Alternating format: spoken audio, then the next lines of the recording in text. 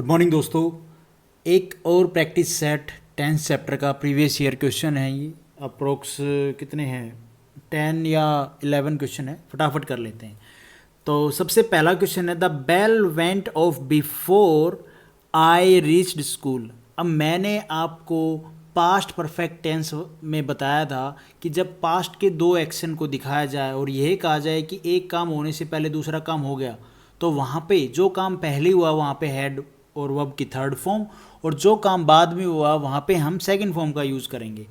और मैंने आपको ये वर्ड भी बताया थे भाई इनका क्या मतलब होता है। बिफोर कुछ ऐसे वर्ड दिख जाएं आपको जिससे ये पता चले कि एक काम पहले हुआ है एक काम बाद में हुआ होगा। एक तो बिफोर हो गया, और कौन सा sentence after, as soon as, until, when.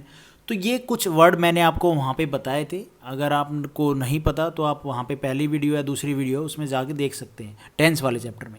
अच्छा, इस क्वेश्चन में अगर हम देखें, थोड़ा ध्यान दें, तो बिफोर है। अब यहाँ पे आप सेंटेंस को पढ़ें तो एक सेंस भी समझ में आती है। The bell went off before I reached school. तो यहाँ पे काम कौन सा पहले हुआ है? स्कूल में पहुँचने से पहले तो घंटी क्या है, बज चुकी थी, ऑफ हो चुकी थी। तो घंटी वाला काम पहले हुआ। जो काम पहले हुआ वहाँ पे हम हैड और वर्ब की थर्ड फॉर्म यूज़ करेंगे। तो वेंट की जगह पे क्या आएगा? हैड प्लस में वेंट का क्या हो जाएगा? गोन। तो वर्ब की थर्ड फॉर्म यूज़ होगी। उसके बाद before I reached second form use हुई है, बिल्कुल ठीक है, स्कूल। तो ये सेंटेंस हमारा ऐसे ठीक हो जाएगा। तो आपको ऐसे एग्जाम में क्वेश्चन को थोड़ा सा देखना है, प्रैक्टिस करके, तभी पकड़ बनेगी भाई। उसके बाद I did not wait for him because he went out before I arrived. मैं अगर एग्ज़ाम में इस क्वेश्चन को देखता तो मुझे सबसे पहले मैं इस वर्ड को देखता पढ़ते पढ़ते, और ये देखता कि ये कब की बात कर रहा है, पास्ट की बात कर रहा है। और एक और चीज़ देखता कि इस सेंटेंस में दो चीज़ें हो रही हैं, एक काम होने से पहले, एक काम के होने से पहले दूसरा काम हो रहा है। तो उस केस में मैं सिर्फ, मेरा सीधा सा पॉइंट होता, ठीक है जी, हैड वर्ब की थर्ड फॉर्म का यूज़ होगा, और यहाँ पे हमारी सेकंड फॉर्म बिफोर से पहले हैड प्लस में वर्ब की थर्ड फॉर्म। तो वेंट की जगह पे क्या आएगा? I had gone out before I arrived. उसके बाद although we reached his home in time he was left for the airport. इस सेंटेंस में अगर हम देखें तो हमारे कोई भी वो वर्ड यूज़ नहीं हो रहे हैं जिससे हमें ये पता चलता था वर्ड को देख के कि एक काम पहले हुआ होगा, ये काम बाद में हुआ होगा, बिफोर आफ्टर वाले। अभी आता है यहाँ पे सेकंड रूल। अगर आपको ऐसे word when, before, after, as soon as, until, ये सब सेंटेंस में ना दिखे, पर सेंटेंस की ये हो कि एक काम पहले हुआ है और एक काम बाद में हुआ है, तो वहाँ पे भी हम हैड वर्ब की थर्ड फॉर्म का यूज़ करेंगे। जैसे कि although we reached his home in time he was left for the airport. अब कौन सा काम पहले हुआ है भाई? वो एयरपोर्ट के लिए जा चुका था उसके घर पे पहुंचने से पहले, तो ये काम पहले हुआ। तो यहाँ पे हम क्या है, वर्ब की थर्ड फॉर्म, हैड प्लस में वर्ब की थर्ड फॉर्म यूज़ करेंगे। ही के बाद वॉज नहीं आएगा हमारा, यहाँ पे आएगा हैड, और वर्ब की थर्ड फॉर्म क्या बन जाएगी? लेफ्ट की लेफ्ट ही। हमारा सेंटेंस क्या बनेगा? Although we reached his home in time he had left for the airport. ये ठीक हो जाएगा। उसके बाद है she will have left before he will reach. यहाँ पे हम फ्यूचर टेंस की बात करेंगे, और वहाँ पे भी आपको अगर ये पता चले कि एक काम पहले हुआ होगा फ्यूचर में और उसके बाद दूसरा, तो जो एक्शन पहले हुआ है वो फ्यूचर परफेक्ट टेंस में लिखा जाएगा, और जो दूसरा एक्शन है वो सिंपल प्रेजेंट टेंस में लिखा जाएगा। फॉर एग्जाम्पल इस सेंटेंस में देखो, she will have left before he will reach, तो वो तो जा चुकी थी ना उसके पहुंचने से पहले। आपको ये वर्ड भी मैंने आपको बताया, ये वर्ड भी सेंटेंस में दिखाते हैं कि कौन सा काम पहले हुआ है कौन सा काम बाद में हुआ है, और ना भी दिखाएं तो भी मैंने आपको बताया कि सेंस से आप समझ सकते हैं कि कौन सा काम पहले हुआ है कौन सा बाद में हुआ है। तो यहाँ पे आप देखो, तो मैंने क्या बताया आपको, जो काम पहले हुआ वो फ्यूचर परफेक्ट टेंस में, और जो बाद में हुआ है वो सिंपल प्रेजेंट टेंस में। तो ये काम तो बाद में हुआ ना भाई, she will have left before he will reach, तो यहाँ पे विल नहीं आएगा। सिंपल प्रेजेंट टेंस में इस चीज़ को हम लिखेंगे तो सिंपल प्रेजेंट टेंस में क्या बन जाएगा? तो यहाँ पे विल नहीं आएगा, तो ही के साथ में ही क्या है, एक सिंगुलर है, तो सिंगुलर वर्ब आएगी, रीचेज हो जाएगा, ईएस। ये हमारा बिल्कुल ठीक है। ये हमारा किस में है? पर फ्यूचर परफेक्ट टेंस में है। सी विल हैव लेफ्ट, ये वर्ब की third form, before he reaches. उसके बाद है आई am living in this town since 1990। इस सेंटेंस को पढ़ के मुझे एक बात पता चल रही है कि ये काम अभी भी हो रहा है और कब स्टार्ट हुआ था, 1990 में।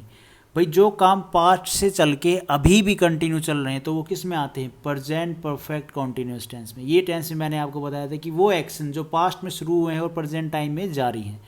तो भैया प्रेजेंट टाइम में जा रहे हैं तो यहाँ पे हम किसका यूज़ करेंगे, हैव बीन और हैज़ बीन, और साथ में क्या, ING।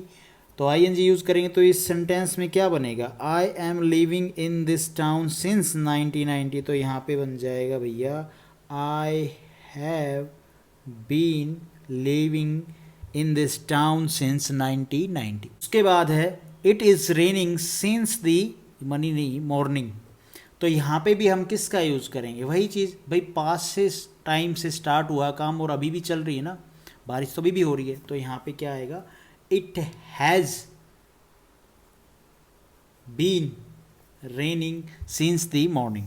उसके बाद I had living in this house since 2005। भी पास्ट का काम है भाई, पास्ट से शुरू हुआ और अभी तक चल रहा है, अभी भी रह रहे हैं, तो हैड का लिविंग का नहीं, यहाँ पे आएगा I have been living in this house since 2005। उसके बाद she has been teaching the same lesson since 5 days। इस सेंटेंस में सिंपल सा एरर है सिंस और फॉर का कॉन्सेप्ट। भाई मैंने आपको बताया था टेंस वाले चैप्टर में सिंस कहाँ पे यूज़ होता है, फोर कहाँ पे यूज़ होता है। जब काउंटेबल टाइम का यूज़ होगा और स्टार्टिंग पॉइंट ऑफ टाइम न हो तो हम फोर का यूज़ करेंगे। तो यहाँ पे स्टार्टिंग पॉइंट ऑफ टाइम थोड़ी ना, काउंटेबल टाइम है भाई, कि इकट्ठा टाइम दिया हुआ है, तो यहाँ पे हम फोर का यूज़ करेंगे ना कि सिंस का।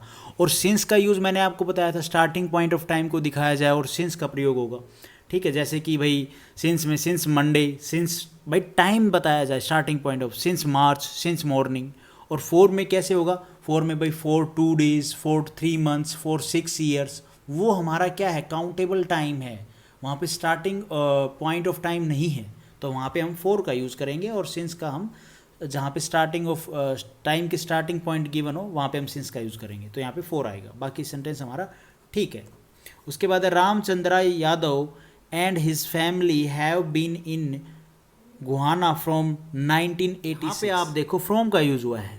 तो मैंने टेंस वाले चैप्टर में ही आपको बताया था कि टाइम इमेमोरियल के साथ में फॉर और सिंस का यूज़ नहीं होता, फ्रॉम का यूज़ होता है, इसलिए यहाँ पे इसने फ्रॉम का यूज़ किया है। परंतु आजकल सिंस का भी यूज़ सही मानते हैं, तो हम सिंस भी यूज़ कर सकते हैं, यहाँ पे कोई दिक्कत नहीं है।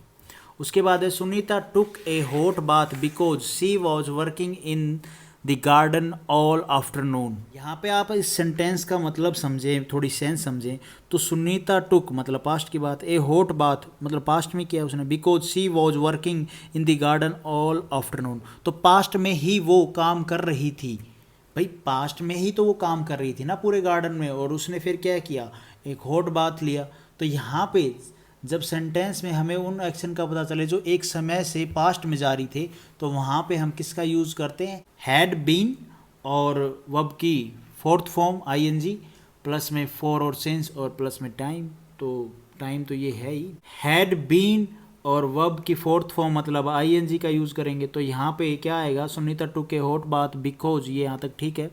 She was working in the garden all afternoon, तो यहाँ पे वॉज की जगह पे क्या आएगा, had been working in the garden all afternoon. तो ये हमारा सेंटेंस ठीक हो जाएगा। तो ये ही आज के कुछ क्वेश्चन थे इस प्रैक्टिस सेट के। Thank you for watching this video. अगर वीडियो आपको थोड़ा सा भी ये लगा कि हाँ ठीक ठाक है, अच्छा सा बताया है, तो सब्सक्राइब करना यार चैनल को और वीडियो को लाइक करना।